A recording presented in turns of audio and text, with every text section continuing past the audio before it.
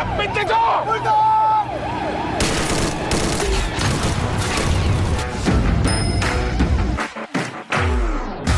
Sa gitna ng kalsada, biglang hinarang ni na Hector at ng kanyang mga kasamahang pulis ang sasakyan ni Tanggol. Nasundan ni Hector si Ponggay at dito niya natunton ang pinagtataguan nila. Walang babala, agad pinaputukan ni Hector ang sasakyan.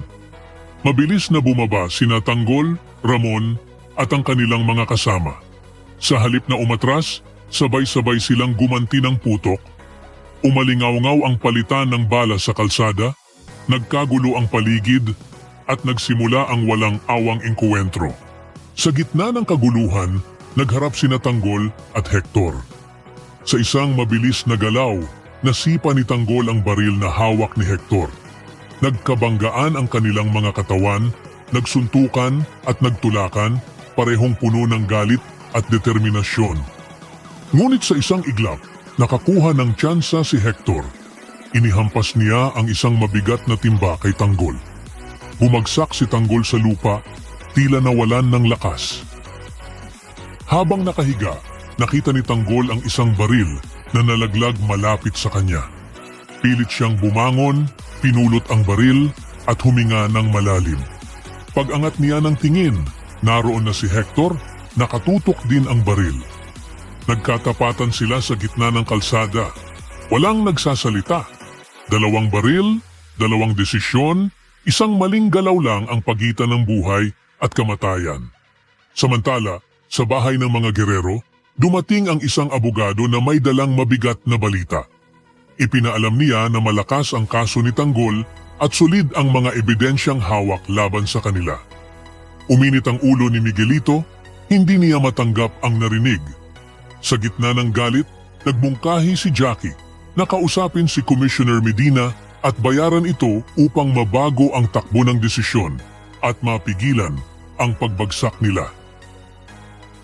Sa huli, galit na galit si Miguelito. Mariin niyang sinabi na hinding-hindi siya papayag na pumalit si Tanggol bilang mayor. Para sa kanya, hindi ito simpleng laban sa pwesto. Ito ay laban sa dangal at kapangyarihan. At para mapanatili iyon, handa siyang gawin ang kahit ano, kahit pa mas lalo nitong palalain ang digmaan. Sa gabing iyon, tuluyang nagsalubong ang batas, kapangyarihan, at personal na paghihiganti. Ang engkwentro ni Tanggol at Hector ay hindi na lamang simpleng habulan.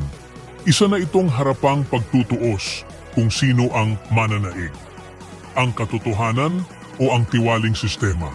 Habang nakatutok ang mga baril at nakabitin ang bawat desisyon sa isang iglap, lalo namang nagiging desperado ang kampo ng mga gerero. Sa kabila ng malinaw na ebidensya laban sa kanila, pinipili pa rin ni Miguelito ang manatili sa kapangyarihan sa anumang paraan. Kahit pa mga hulugan ito ng panunuhol at mas malalang karahasan. Sa puntong ito, malinaw na wala ng atrasan, ang laban ay hindi na lang para sa posisyon, kundi para sa dangal, hustisya, at kung sino ang tunay na may karapatang mamuno. Ibahagi ang inyong saloobin sa comments section. Huwag kalimutang mag-subscribe at i-click ang notification bell para hindi ninyo ma-miss ang susunod na kabanata ng Batang Quiapo. Maraming salamat sa panonood.